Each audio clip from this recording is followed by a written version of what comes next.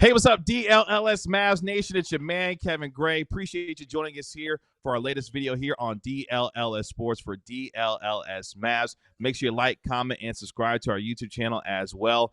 And, of course, everything for us here at the All City Network. So excited to be joined by our guest today, someone that Mavericks fans have come to know and love, as he has been able to ascend to the top of the Mavericks kingdom, if you will, when it comes to his analysis for this team. You can find him on X at Legs ESPN, NBA in studio and game analyst, and of course, co-host with Adam Morris on the All City NBA podcast. He is Tim Legler here joining us here on DLLS Mavs. What's going on, Tim? Kevin, great to be on with you. Excited to talk about the start the Mavericks have had. And despite Mavericks fans, I'm sure, collectively holding their breath when Luka pulled up with grabbing that right knee, despite that brief period of time, it's been a pretty good start here for the Mavericks. It has been a good start for the reigning Western Conference champions as they look to get back to the NBA Finals. They complete the job that they were unable to a year ago, and part of that because they weren't able to shoot well in the NBA Finals, but they were able to address that this offseason with the acquisition of Klay Thompson, of course, four-time NBA champion, spending 13 seasons with the Golden State Warriors. Tim, when you look at his fit so far throughout the course of this early part of the season, what has been your assessment of Klay Thompson and his fit with Luka Doncic and Kyrie Irving, getting the kinds of wide-open looks that's allowed him to be able to be the kind of knockdown shooter that we've come to know and love over the last several years? Well, first, he was the perfect acquisition, and I'm glad you referenced the NBA Finals because I think, personally, the Mavericks have to look at themselves when that series is over. And they have to look at the discrepancy with what they were dealing with Boston's three-point firepower. And then they looked at their own roster. And they've got two of the best offensive players in the league, maybe the most unstoppable offensive force in Luka Doncic. And they had to ask themselves, is this good enough? The quality of shot making that we have occupying these other spots on the floor when Luka and Kyrie are doing everything they can to draw multiple guys? The answer clearly is a resounding no. And they decided to go out and target a player, and they targeted Klay Thompson. And he's the perfect acquisition. Not only is he going to make those shots at a higher rate, you could also do things with him offensively. And I've already seen some of these wrinkles early in the year. You can run some pin down action for him out to the 3-point line. You couldn't really do that with Josh Green or Derrick Jones Jr. Those guys were more relegated to spotting up in the corners of the wings and just standing and waiting. You can utilize Klay Thompson's motion as an additional threat to get defenses to move and react to him in a way that you couldn't with their previous personnel. And so they found the right guy, not only in terms of his game and the threat he represents, he's also a winner. And Dallas is on the cusp. They want to break through and they want to get it done. They had a taste of it a year ago. They came up short. And Klay Thompson's a guy that has been there. He has climbed the mountaintop. He knows what it's like to shoot under that level of pressure for deep playoff runs. And he's very hungry, I think. I think he's probably trying to prove some things still to people. As crazy as that sounds with the career he's had, he's one of the most competitive guys I've ever known. Klay Thompson is still grabbing more. He wants more. And so he's hungry, even though he's accomplished all that he has in his career. So you add all that up, he was a perfect player to bring in to play alongside Luka and Kyrie, and early returns are really strong and positive. Yeah, the 34-year-old in the second act of his career, having a chance to play alongside two generational talents, obviously, and Luka Doncic and Kyrie Irving, loving the wide-open looks that he's getting and being able to knock those down at a high rate for the Mavericks to get them off to the good start that they are on. And, Tim, speaking of good starts, one of the things that we expected coming into this season, the center tandem that the Mavericks have with Dereck Lively II and Daniel Gafford so far has been as good as advertised. But really, for Dereck Lively II, his second-year leap and what he's added to his game in terms of some of the wrinkles that we're seeing in terms of some of the low post game, obviously the relentlessness on the offensive and defensive glass and the shot blocking. What about Dereck Lively has made him so special and what he is doing for this team? And what does this do for the Mavericks ceiling based on his ascension and the way that he's played for this team so far? I think a lot of it, Kevin, has to do with, just being more confident, going into this season, with what he did a year ago. Very important player on a very good team that played in the finals. I mean, that's going to give you a tremendous boost of confidence coming into your next year as a young player. And I think what I love about him is what you just said. I'm seeing growth in his game offensively. And a lot of guys would kind of look at the modern NBA and say, look, he's not going to turn himself into I don't think, a pick and pop, catch and shoot 3-point shooter like a lot of centers in this league have become. So what if that's not it? What do most centers in this league look like? You know, they look like screen, dive, lob, screen, dive, lob, screen, dive, lob, and then go protect the rim and rebound. And that's pretty much what Dereck Lively did a year ago. And a lot of guys might say, hey, that's kind of going to be what I'm going to be for the rest of my career in this league. This is what it's going to look like for me. It seems like not only he, but the organization wanted more for Dereck Lively. And I think you're seeing that. He's more comfortable catching the ball if you throw it in there with his back to the basket and making, even if it's basic dribble moves to get to a jump hook. He's more of a threat that way. And it just gives you another release valve on your offense so it doesn't look the same way every trip. I talked about Klay. Some of the stuff you can run with him, they didn't have personnel to run that before. They didn't have a guy this caliber, this size, to run that sort of screening action to bring a shooter off and the way defenses have to deal with that. And now you've got another wrinkle. Hey, we could throw the ball in there a little bit, and he could do more with it than just catch it above the rim and try to dunk it. So that's been a really positive sign. And the production they're getting out of that position, you basically have a 20 and 15 with 2 blocks player playing center. That's what these two guys are giving you. And they're also converting it, 65% of the time. You can't ask for more. And so you just look at the pieces that go together in winning a championship, and the Mavs are checking off boxes of the things that they need. So I can't say enough about the start he's had. Gafford's been great. Klay has assimilated himself faster than I thought maybe he could. I didn't know if he would struggle early shooting. Just a new feel, new offense. Got to feel weird not putting a Warriors uniform on alone. Just that alone has to be weird, right? Like mentally between the ears.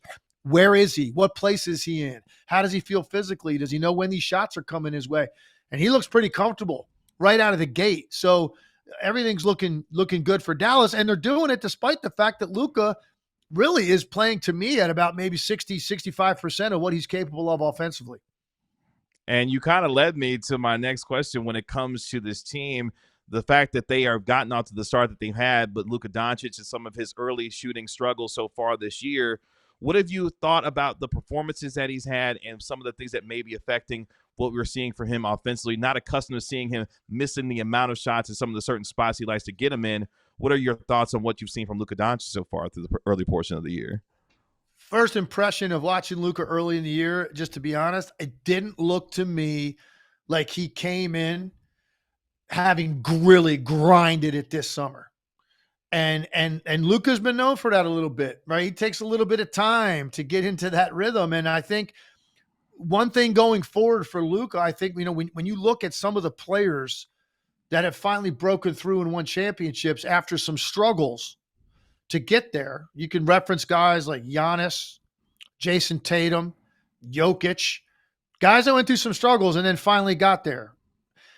The hunger that they demonstrated in those years they came up short, and how quickly they got into their off-season to their off-season training regimen, and where they were opening night in terms of their conditioning and their strength, their balance, all of those things. To me, Luka didn't look like a guy that maybe did the things at that level as some of the guys that I mentioned, so he could be there right away. I have no question he'll get there. He'll start making perimeter shots at a much higher rate, but he hasn't looked to me as strong with his lower body on some of these shots that he's missing from the perimeter as he will midseason, as he will, during the playoffs. That's what it looked like to me. Just kind of like it's early in the year and I'll find my way when I get there. And I think that is probably the biggest challenge that Luka has going forward. What do you look like day one of training camp for setting the tone for your team, for yourself, for the season you're going to have? I just think he relies on his individual greatness so much. He knows he's going to get there, but I think there's a level that you can push your body through that I don't know if Luka's gotten himself there yet. Yeah, and of course, Luka coming into the regular season had been dealing with the left calf contusion, didn't play in the preseason at all. We didn't get a chance to see Luka Klay and Kyrie in the preseason. So working together to get that chemistry going, but also physically getting himself into the place where he wants to be. Was able to get some really good practices in before the start of the season, but at the same time, you know better than anyone, it's about game reps and being able to get yourself into game shape when it comes to playing night in and night out. And hopefully for Luka Doncic, that will continue to work itself out as the rest of the regular season goes on. We know what kind of MVP candidate Luka Doncic is, and looking forward to seeing how he moves forward through the rest of the regular season. Speaking of those three, we, as I mentioned, didn't get a chance to see them together in the preseason, but Kyrie declaring during the media days that, look, we've got a new big three here when it comes to Luka, Klay, and Kyrie. What has been your thoughts of the early chemistry between Luka, Klay, and Kyrie, and what that can still grow and look like as this team is going to be relying on them heavily night in and night out to be the kinds of offensive threats that they need to be in order to help this team be successful? Chemistry early has been far ahead of the curve of what you would expect in this situation. You know, like I said, some of the things that Klay Thompson is going through, change of scenery, change of uniform, change of dynamic in the locker room, coaching relationship, all of those things, right? Just being tied to that player, number 30 in Golden State for your whole career. And now it's just a totally different feel. So I would have totally expected, if Klay got out of the gate, really struggled the first 10 games, I wouldn't have been remotely concerned about it because I have that much faith in him and the quality shots he's going to get. But that's not the case. He looks more comfortable than really I think anybody could reasonably have expected him to. And a lot of that has to do with Luka.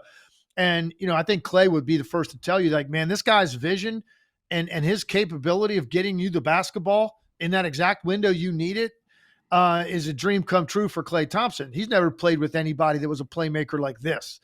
Luka Doncic, his ability with his strength, the velocity he can put on the ball from point A to point B to get it to you. And I just know as a shooter myself, how much that means when that ball gets to you on a rope quickly. It gives you an extra half a count before that closeout defender has a hand up, and it makes the shot 10, 15, 20% less contested. Well, for a guy like Klay Thompson, that's an enormous deal. The difference between a fully contested shot and a semi-contested or a non-contested shot, for a guy that good, that's a totally different element for Klay.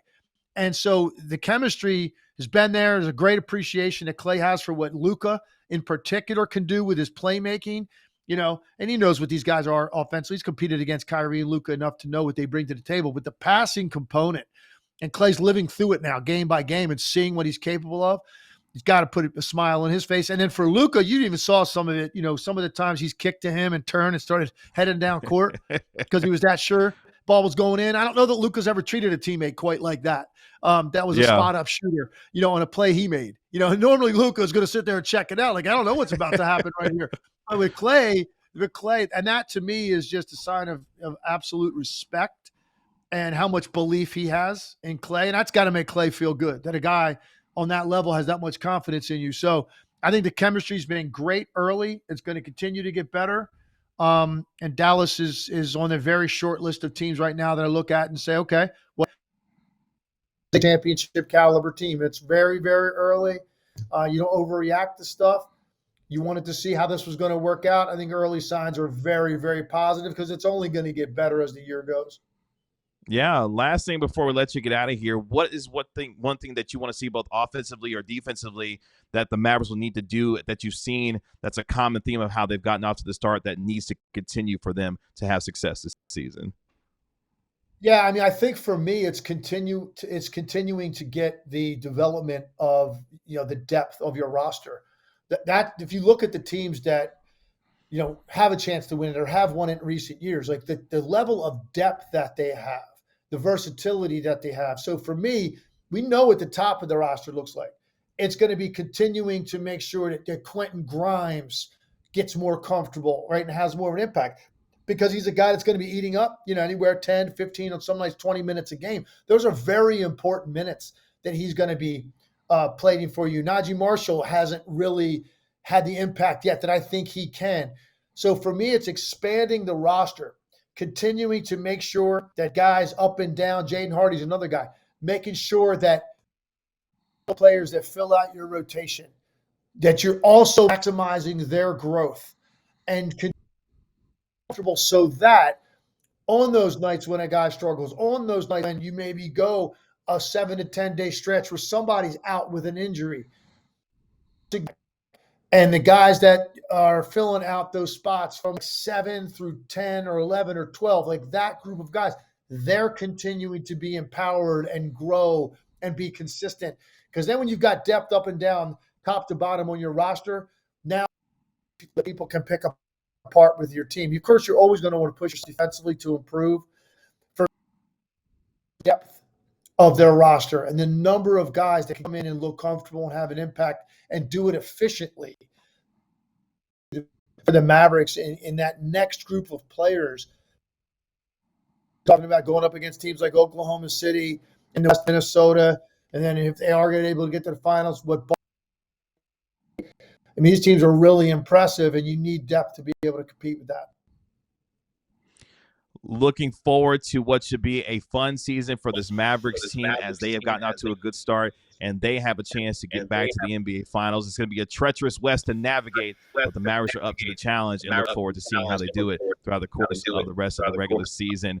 Tim, thank you so much for the time. Really appreciate it. I know Mavericks fans have been wanting to hear from you here on DLLS Mavs, on DLLS Sports. Really appreciate your insight and more so looking forward to having these conversations with you throughout the entire regular season here on DLLS Sports. Thank you so much for the time. Really appreciate it. Appreciate you, Kevin. Thanks. Make sure you like, comment, and subscribe to DLLS Sports here on YouTube. You can check us out on DLLS Mavs 5 times a week here on DLLS Sports as part of the All City Network. I'm Kevin Gray. We'll talk to you later. Peace. We all city like the mayor.